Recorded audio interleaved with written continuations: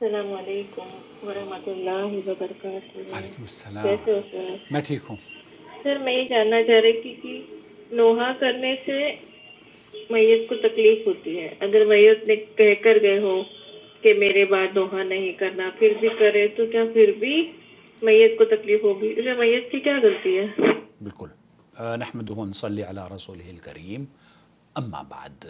دوستو، بھائیوں اور بہنوں، میری ایک ویڈیو ہے، غالباً صبا نے وہی دیکھی اور اسی کے حوالے سے ایک غلط فہمی کے ازالے کا مجھے موقع دیا۔ صبا، بہت شکریہ، یہ بہت اہم ترین سوال ہے، اور آپ نے جو بیان کیا ہے کہ اس کی کیا غلطی ہے۔ قرآن کریم یہی فرماتا ہے وَلَا تَزِرُ وَازِرَةٌ وِزْرَ أُخْرَى۔ یہاں کوئی بھی شخص کسی کے دوسرے کے بوجھ کو نہیں اٹھائے گا۔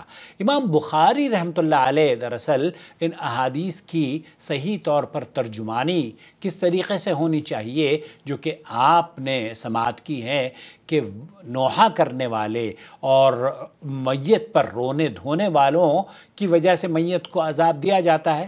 صحیحین کی احادیث آپ کی خدمت میں پیش کی تھی، تو اس کے بارے میں امام بخاری رحمۃ اللہ علیہ یہ کہتے ہیں کہ اگر تو میت کی سنت اور طریقہ اس کا سنت کے مطابق رہا ہو اور اس نے اپنی زندگی میں رونے کا اقرار نہ کیا ہو، اور اگر رونے کا اقرار کیا ہے تو اس بنا پر اسے عذاب ہوگا کہ اس نے خود ایک چیز کو رواج دیا تھا، اور اگر اس کا طریقہ اور سنت نہ تھی تو پھر اسے عذاب نہیں ہوگا۔ یعنی کہ اگر اپنی زندگی میں کوئی شخص اس رونے دھونے کو ناپسند کرتا تھا اور اپنے بچوں کو اس نے تربیت دی کہ میں مر جاؤں گا لیکن نوحہ نہ کرنا، نہ رونا، نہ دھونا، نہ مارنا، نہ پیٹنا، جیسے کہ شیعہ حضرات کرتے ہیں، تو ایسی صورت میں پھر امام بخاری نے تو باب باندھا ہے، اور اس باب میں یہی تذکرہ کیا ہے کہ اسے اس وقت عذاب دیا جاتا ہے جبکہ وہ زندگی میں اس پر نکیر نہ کرتا ہو۔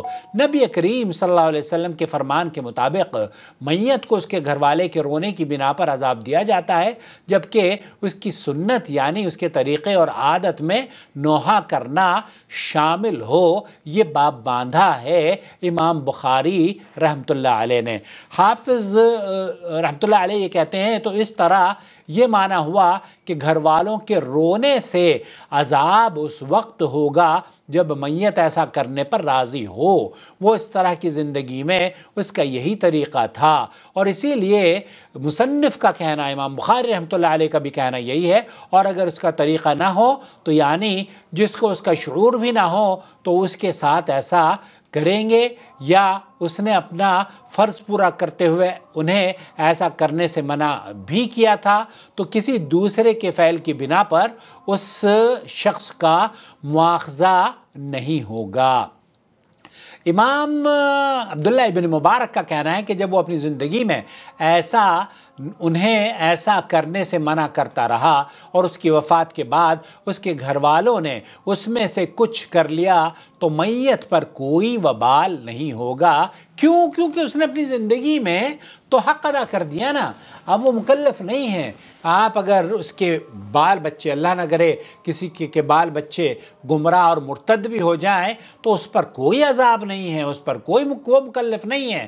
اس نے اپنی زندگی میں نیکیوں کی ترغیب دی، سنت کو اپنانے کی کوشش کری، اور اپنے بچوں کو بھی بتایا کہ سنت طریقہ یہی ہے۔ اور امام نووی رحمۃ اللہ علیہ نے اسے جمہور علماء کی طرف منسوب کیا ہے اور اسے صحیح کہا ہے کہ اس حدیث کو اس شخص پر محمول کیا جائے گا جس نے موت کے بعد رونے اور نوحہ کرنے کی وصیت کی ہو، اور اس کی وصیت پر عمل کرتے ہوئے اس کے اہل و عیال ایسا کریں تو اس میت کو گھر والوں کے رونے اور نوحہ کرنے کی بنا پر عذاب دیا جائے گا، کیونکہ اس کا سبب وہ خود بنا ہے اور یہ اس کی جانب منسوب ہے۔ لیکن جس میت کے گھر والے اس کی وصیت کے بغیر ہی روئیں اور نوحہ کریں تو اس بنا پر اسے عذاب نہیں دیا جائے گا۔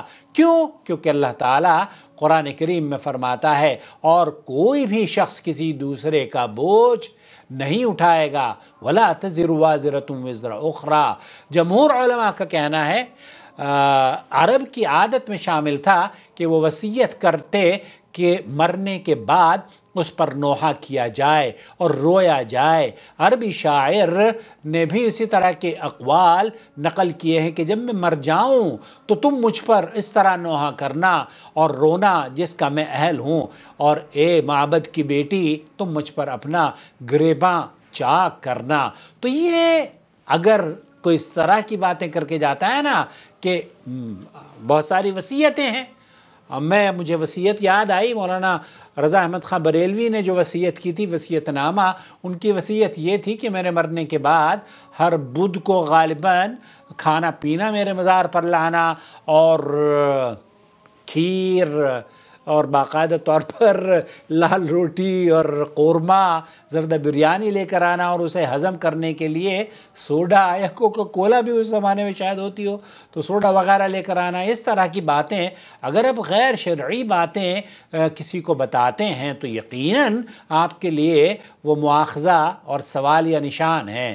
اور تیسرا اس طریقے سے یہ اس شخص پر بھی محمول ہو سکتا ہے جس نے رونے اور نوحہ کرنے کی وصیت کی ہو، یا پھر نوحہ نہ کرنے اور نہ رونے کی وصیت نہ کی ہو، یعنی کہ وہ خاموش رہتا ہو۔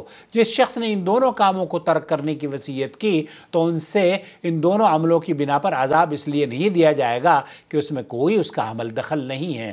خلاصہ کلام یہ ہوا کہ اس آدمی ہی کو عذاب دیا جائے گا جو کہ نوحہ کرنے اور کروانے کو پسند کرتا۔ اپنی زندگی میں بھی بہت سارے لوگ ہیں جو رونا دھونا شروع کر دیتے ہیں۔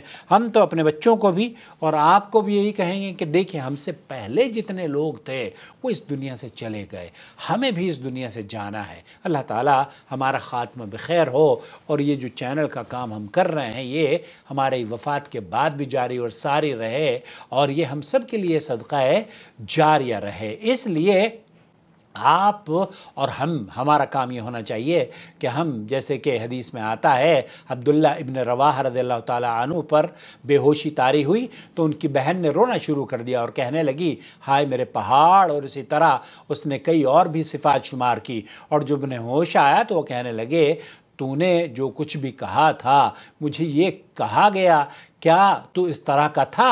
اور جب وہ فوت ہوئے تو پھر ان کی بہن ان پر نہیں روئی۔ تو یہ طریقہ ہونا چاہیے کہ ہم اپنے بچوں کو، اپنے اہل و عیال کو، لوگوں کو، سب کو تلقین کریں کہ ایسے الفاظ، نازیبہ الفاظ زبان سے نہ نکالیں۔ اللہ کے رسول صلی اللہ علیہ وسلم بھی حضرت ابراہیم کا، آپ کے فرزند کا جب انتقال ہوا تو دل غمزدہ ہے، آنکھوں میں آپ کے آنسو بھی ہیں، لیکن زبان سے وہی کہیں گے جس سے ہمارا رب راضی ہو۔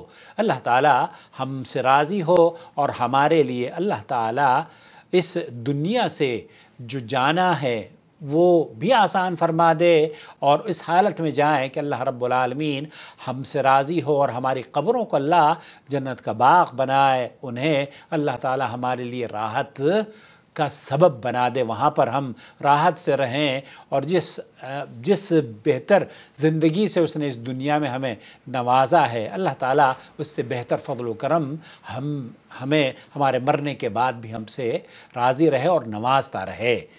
والسلام علیکم ورحمۃ اللہ وبرکاتہ۔ شکریہ صبا، یہ بہت خوبصورت سوال تھا آپ کا۔